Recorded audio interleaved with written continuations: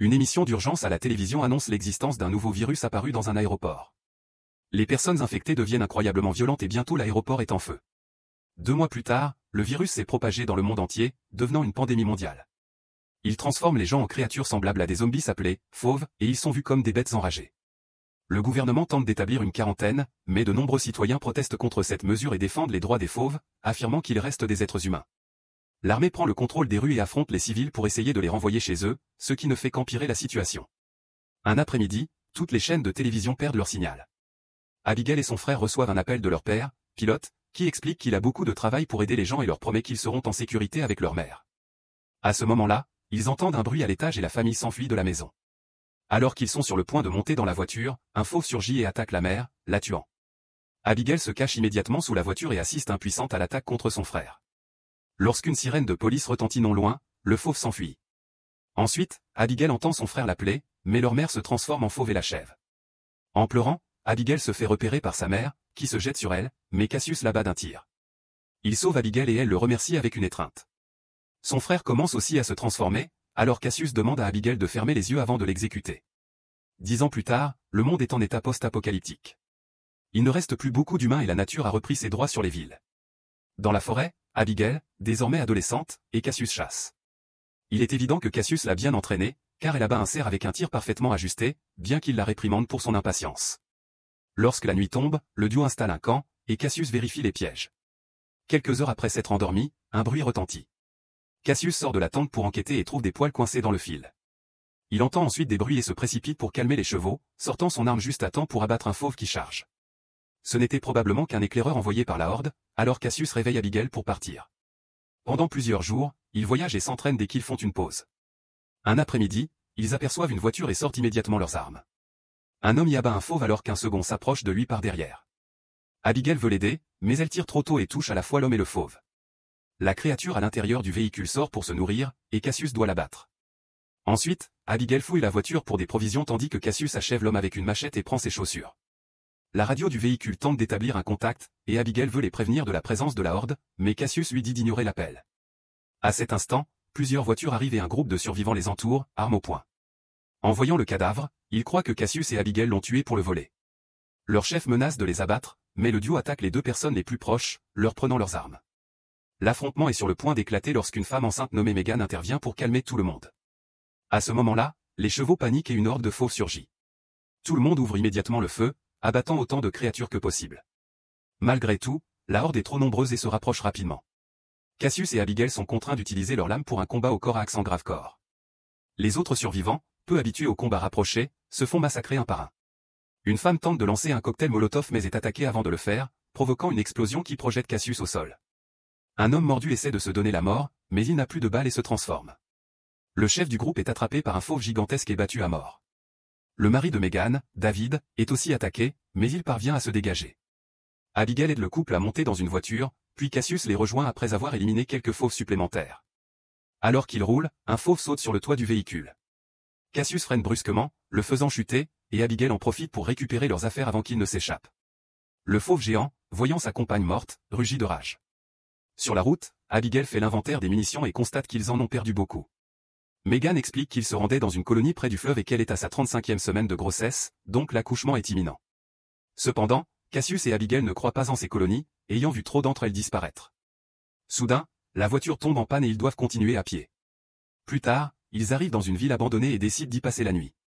Après avoir fouillé un bâtiment pour s'assurer qu'il n'y a pas de fauves, ils installent leur camp. Megan propose de partager sa nourriture, mais Cassius et Abigail ne mangent que ce qu'ils chassent pour éviter l'infection.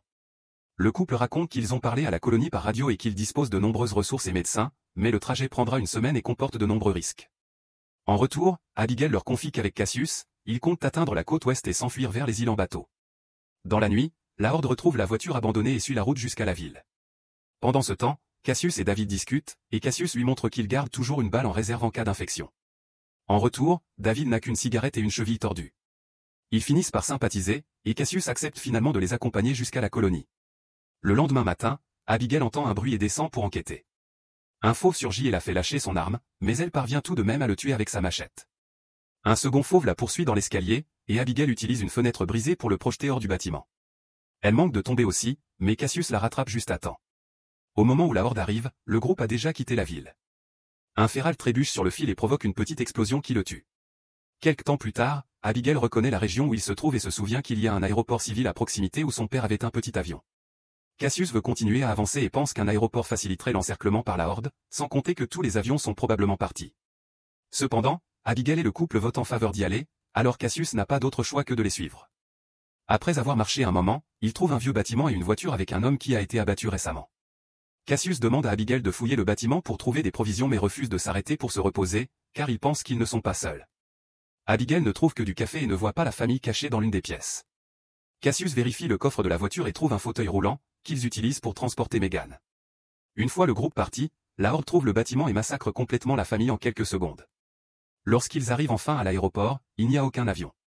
David et Cassius commencent à se disputer sur la façon de procéder, mais Abigail les interrompt lorsqu'elle trouve le hangar de son père. Heureusement, un avion se trouve à l'intérieur, et David possède les connaissances en mécanique nécessaires pour le réparer. Pendant qu'ils travaillent, Cassius et Abigail fouillent le bâtiment. Abigail trouve une photo d'elle avec son père sur le sol et la remet sur le mur. À ce moment-là, la horde arrive, alors le groupe se précipite vers l'avion, bien qu'il ne soit pas encore prêt. Cassius ouvre le feu pour ralentir la horde, et David fait tourner l'hélice manuellement pour aider l'avion à démarrer. Les connaissances d'Abigail en pilotage sont vagues et l'avion avance lentement, ce qui permet à la horde de s'approcher dangereusement. Heureusement, elle trouve rapidement les bons boutons, et l'avion commence à prendre de la vitesse. Un féral parvient tout de même à s'accrocher à la porte, et Cassius doit lui tirer dessus pour le faire tomber. Ensuite, l'avion décolle et le groupe parvient à s'échapper. Cependant, il ne vole que quelques instants avant que l'avion ne commence à tomber en panne. Abigail tente de l'atterrir, mais l'appareil s'écrase contre plusieurs arbres et finit par toucher le sol. Par chance, il atterrit sur ses roues et tout le monde survit avec seulement quelques blessures. Une gare ferroviaire se trouve à proximité, alors après s'être assuré qu'elle est vide, ils décident de s'y reposer. Cassius ouvre la carte et découvre qu'il leur faudra 2 jours pour atteindre la colonie, alors ils partiront dès le matin. Abigail compte leurs munitions et remarque qu'il n'en reste plus beaucoup.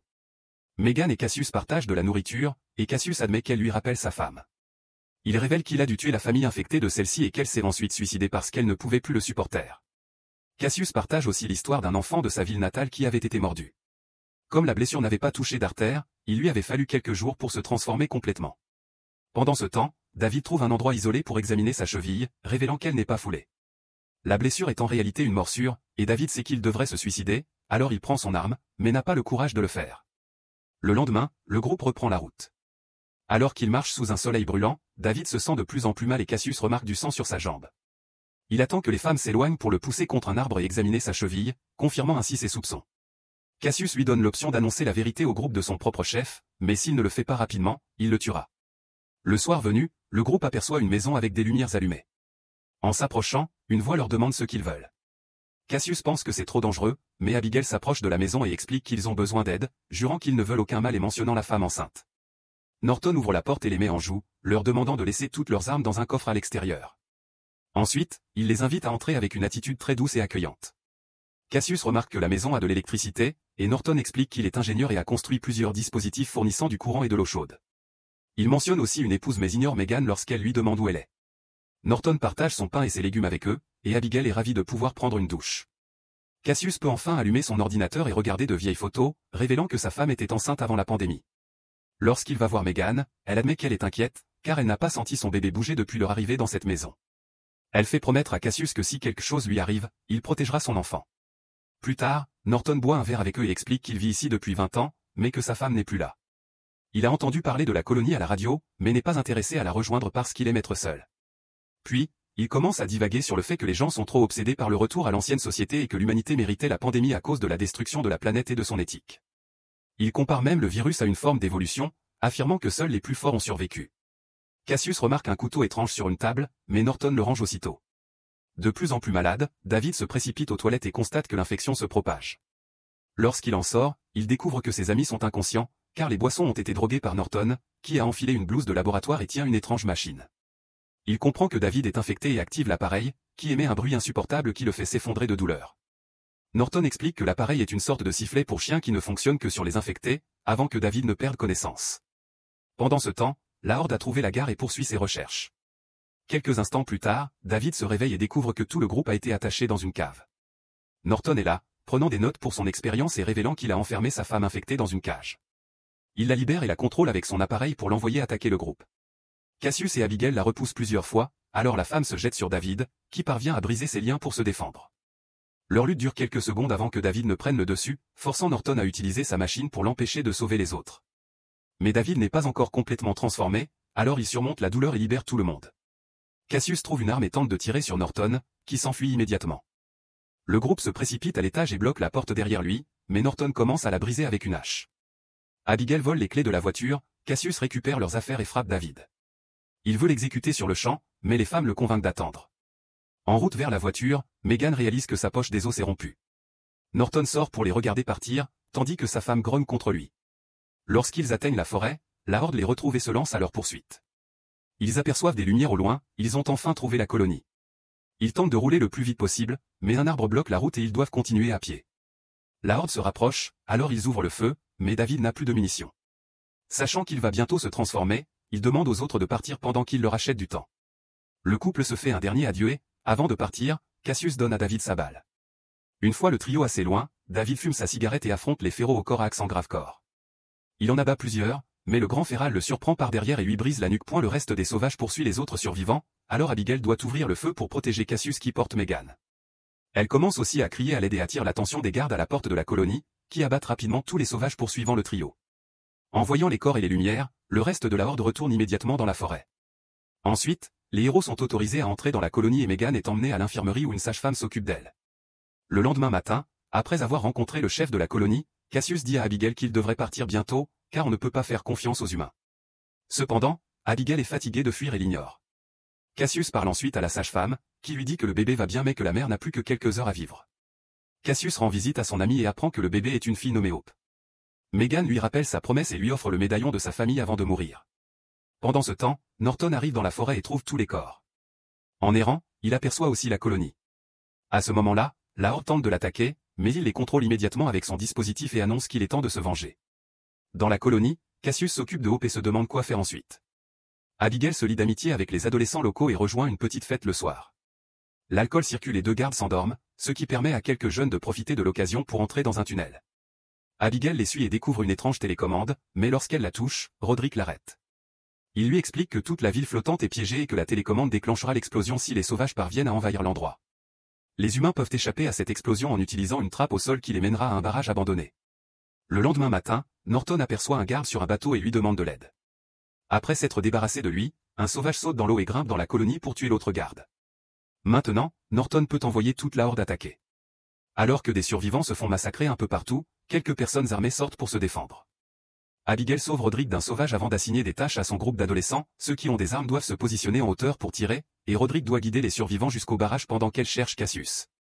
Alors que la panique envahit la colonie, la sage-femme prend Hope des bras de Cassius pour qu'il puisse partir à la recherche d'Abigail. Ceux qui ont des armes commencent à manquer de munitions et le chef de la colonie tente de fuir, mais un sauvage le tue immédiatement. Abigail abat un sauvage qui manque de tuer deux jeunes filles, tandis que Cassius poignarde une créature pour sauver deux adolescents. Puis Abigail et Cassius se retrouvent enfin et commencent à combattre les sauvages ensemble, combinant armes à feu et combats rapprochés. Voyant une ouverture, ils tentent de rejoindre l'évacuation, mais Cassius est distrait en apercevant Norton, et un sauvage le plaque au sol. Cassius parvient à poignarder la créature, mais Norton le trouve aussitôt et commence à le frapper tout en parlant de créer un monde plus sûr. Après un combat difficile, Cassius réussit à se relever et pousse Norton contre un mur pour écraser son dispositif encore et encore jusqu'à ce qu'il se brise. Ensuite, Cassius court retrouver Abigail tandis que les sauvages se jettent sur Norton pour le tuer. Les survivants finissent de traverser le tunnel et arrivent au barrage. Ils demandent à Roderick d'activer les explosifs, mais il hésite car Abigail n'est pas encore sortie. Dans la colonie, le grand sauvage tente d'attaquer Abigail, alors Cassius le frappe avec une rame. Lorsque la créature tombe, Abigail remarque son bracelet et est horrifiée en réalisant qu'il s'agit de son père. Sous le choc, elle reste figée, obligeant Cassius à la secouer et à la traîner vers la trappe.